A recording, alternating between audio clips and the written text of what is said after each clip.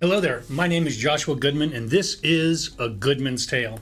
A Goodman's Tale is a place where we can talk about life's ups, life's downs, the nitty, the gritty, our greatest tragedies, and our most epic victories. It's a safe place where we can, share on things that have truly rocked us and truly made and shaped our lives. Remember, if you enjoy these episodes, if you would, we ask that you like, share, and subscribe just to help us get the word out there to others. Well, let's get it.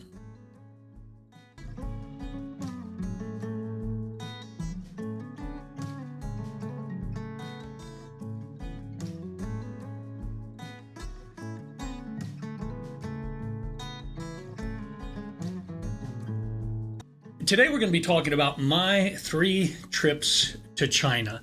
Many of us in the United States, the closest thing we know to China is Chinese food. And I hate to break this one to you, but Chinese food, real Chinese food, is nothing like the Chinese food that we have. When you go to China, there is no General Tso's chicken or sweet and sour chicken or even Mongolian beef or Cantonese pork or whatever. These are all places, but not really food types. You eat a lot of vegetables, and I mean, I hate to tell you, but they do eat dog. And had the opportunity to try it one time, did not care for it at all. Took 1 or 2 bites. Wow, it was just such a if you eat like venison, it's a more gamey meat. Or lamb can be more gamey. Well, you take lamb and you take venison and times it by like 10 and you'll get what it is to eat sweet and sour dog. Anyway, let's jump in and talk about my 3 trips to China. The very first one I went on, each one I traveled with my dad, and the first trip, I can remember the very first time flying into Beijing, and that is the capital of China, Beijing, or in the Old Kingdom would be Peking, and just was not impressed with it at all. A very smoggy city, very dirty. You get down to the downtown area, and it is like any other downtown area. But for the most part, I enjoyed the downtown area, going to the markets and eating the street food and all of those things. But by and large, it was just any big city, smoggy and dirty and all of that. We went from Beijing. We caught another flight down to Guangzhou, which is in the Old Kingdom, Canton. And this is where we met our contact and his wife. We'll call him, let's call him Tim, keeping his name secret for his and his wife's safety as they still minister throughout China. He and his wife came and picked us up. We drove straight from Guangzhou down to the coast where we hopped on a ferry. What an adventure this was, guys. We hopped on a ferry to an island in the South China Sea. So here we are. Dad and I flew, landed first in Tokyo, flew from Tokyo up to Beijing, Beijing down to Guangzhou, Guangzhou, drove down to the coast, caught a ferry, and after like 3 days of travel, finally, our host had rented out this seaside resort, and the only people staying there was us. We did 5 days of just powerful impartation. And if you don't know, we had like the windows were blacked out and it could not make a lot of loud noise, did not want to draw the authorities. And literally day and night spent teaching this 100+ leadership group, these individuals who were pastors of pastors, and pastors of small groups, and just what a dynamic, powerful time we had. I had a little bit of time to explore the island. Can remember seeing things like dried shark fins and different herbs and vegetables that I'd never seen, very exotic, and just what a great time it was of prayer, impartation, and my first taste of really real Chinese food. But being that we were on the coast, we had a lot of fish and shrimp and Just a great time. Finally, the final day, we did a laying on of hands of every one of these 100 leaders, imparting the Holy Spirit to them and sending them back out to preach the gospel of Jesus Christ. Now, before leaving China, we after leaving the South China Sea, spending 5 days, we went back up to Guangzhou, which was headquarters for our contact, and first time ever went to a seafood market where these huge groupers were on display. You made your way up to this upper room, right, and sat at a table, and in the center of the table was this big soup pot, and waiters and waitresses would wheel in vegetables and all of these just chunks of grouper, and you threw those in there and stirred them up, and man, we literally ate grouper and vegetables till we were about to bust. Gotta say, guys, maybe not the best meal, but one of the top 10 best meals I've ever had. And we would go back there again and again each time we had the opportunity to go to Guangzhou, and just what a powerful time we had returning. Oh, wait, no, I didn't tell you. So went to Guangzhou, then we caught a flight over to Hong Kong, first time ever in Hong Kong. And what a great time that was, getting to see the city. Hong Kong was so modern. Everybody speaks English because it was still under British rule until '99.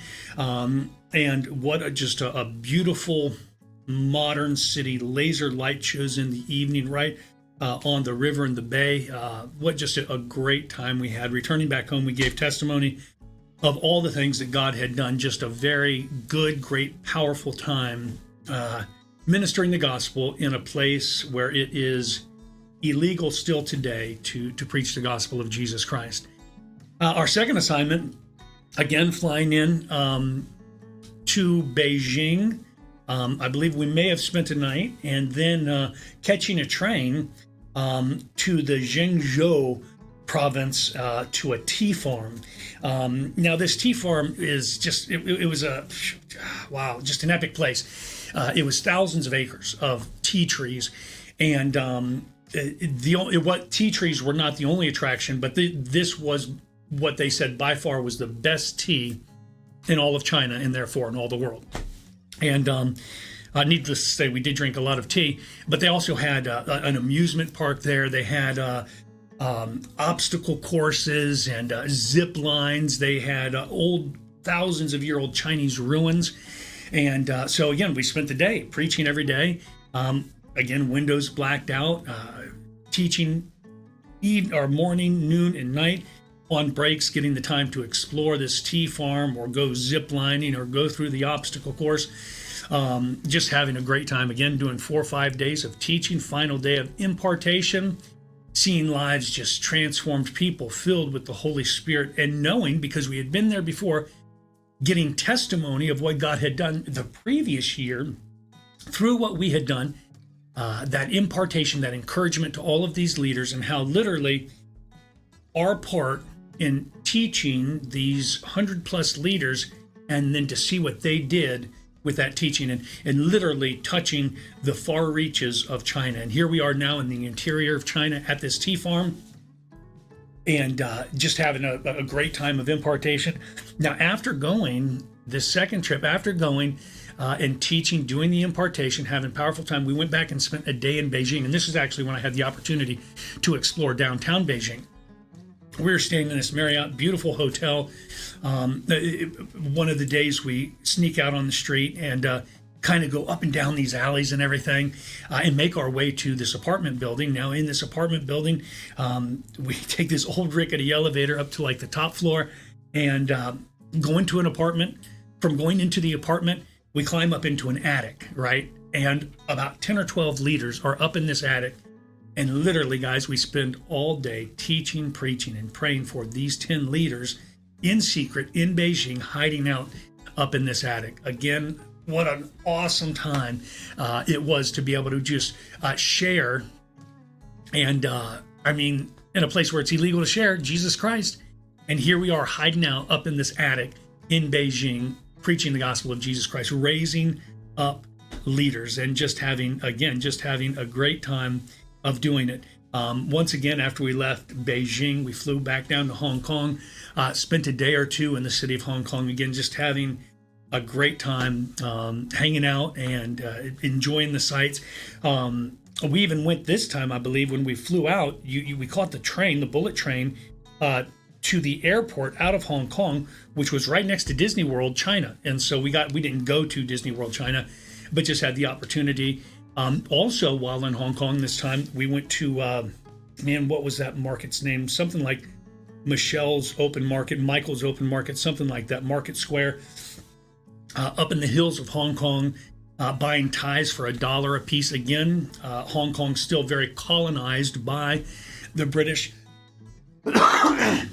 This place was a place that literally, other than the Chinese vendors, the salespeople, was stocked full of Brits, had British pubs and bars and food. And it was just a very cool thing to be in the midst of China and still in a place that was so westernized, Again, coming home, having the opportunity to share the testimony of all the things that God had done while we were in China. I got to tell you, as I'm telling you these stories, I cannot wait till God opens the door once again for me to have the opportunity to minister in China. What a great, powerful time we had on this second trip. And now moving to trip number 3.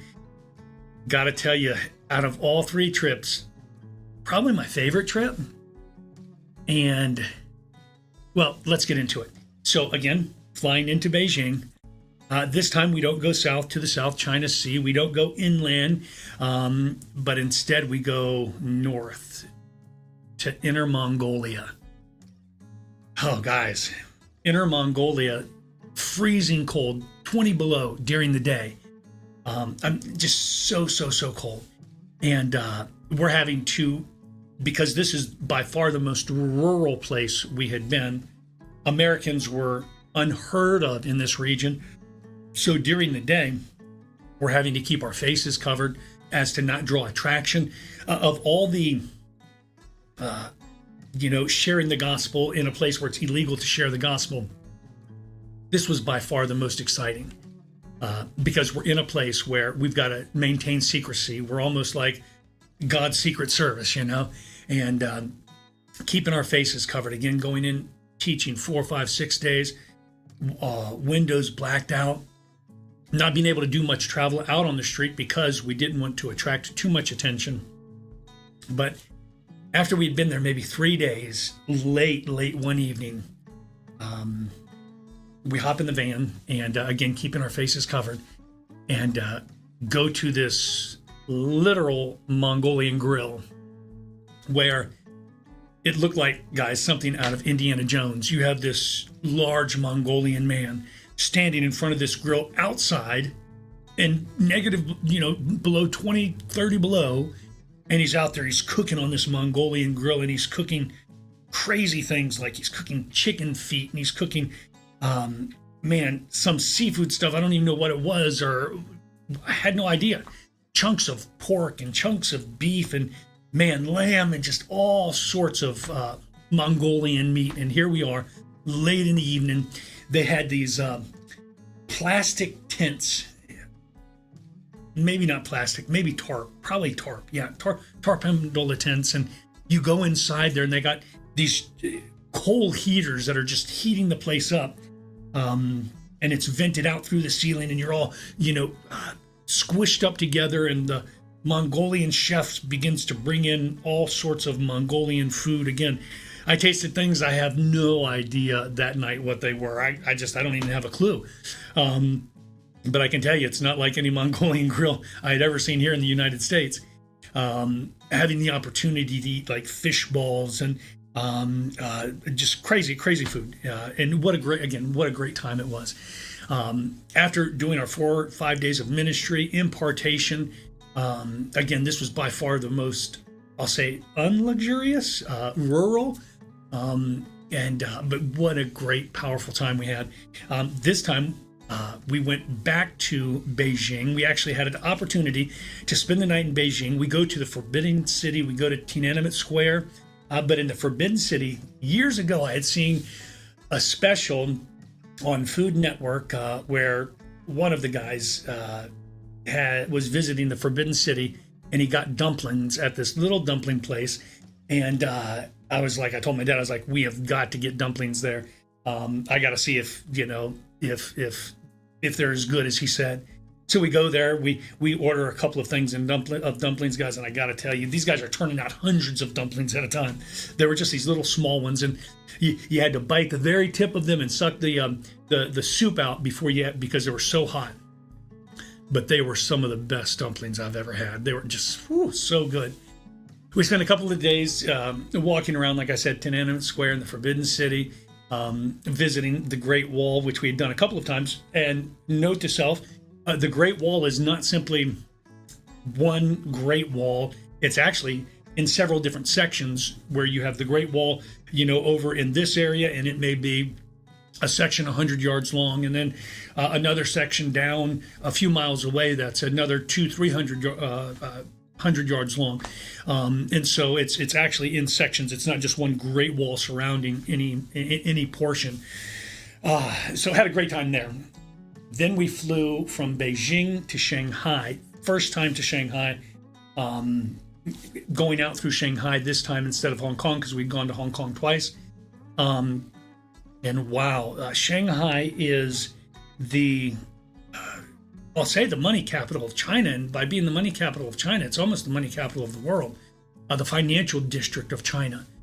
And there we saw all the remnants of the Victorian age. There were their old downtown area on the river, all Victorian housing and very British-esque clock towers and huge houses and everything all done in Victorian style. And then you look across, right, and you have all these Victorian, very British, and then you get to the Asian big city, and again the skyscrapers, and what a interesting mix, right?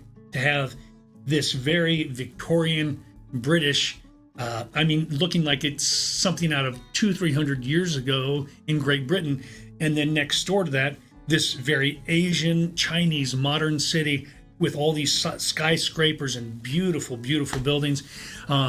It was just, it was definitely an East meets West experience. In Shanghai, I can't remember eating anything that was, extraordinarily remembering, but the city was definitely something that was just remarkable. So having been to Shanghai, Hong Kong, Beijing, Guangzhou, the South China Sea, Inner Mongolia, ministering the gospel in attics and teaching hundreds of leaders, imparting to them. I don't think I could say I enjoyed one place more than another. I enjoyed Inner Mongolia probably the most, but that was the excitement of where we were and how we had to stay under wraps so much. Beijing downtown, definitely a place to visit. Didn't enjoy the overall city because it's like Shanghai, again, just a beautiful city. Hong Kong in its modern age, just South China Sea. I can remember one evening on the South China Sea, and I'll start wrapping it up with this, but we're staying on the South China Sea, and this Japanese man walks up and he has a yellow surfboard. And boy, I wish I could speak Japanese, or he could have spoke English, because man, let me tell you, I would have really liked to borrow his surfboard and had the opportunity to not just see and swim in the South China Sea, which I did. I went out and went swimming in the South China Sea, but then also to have had the opportunity to surf in the South China Sea. Hey, maybe next time when I go back, I'll be able to rent a board and get out there and hit those waves a little bit. Anyway, I hope you've enjoyed this time of me telling you my stories of my 3 trips to China. If you ever have the opportunity to go, I can't tell you I would say go to this one over that one, go to Hong Kong, but man, just sit back, relax, and enjoy the wonders of so ancient of a culture. We here in the States, our nation is only couple hundred years old. Theirs is thousands of years old, and there's so much rich depth and culture and ruins and things to look at and see and learn about the dynasties. And guys, I could literally go on and on. But yeah, I highly recommend, if you ever have the opportunity to go to China, to go, because it is a life-changing event. Anyway, that's about all the time we have for today. As always, we ask that you like, that you share, and that you subscribe. Anyway, until next time, get out there and live life with all you got.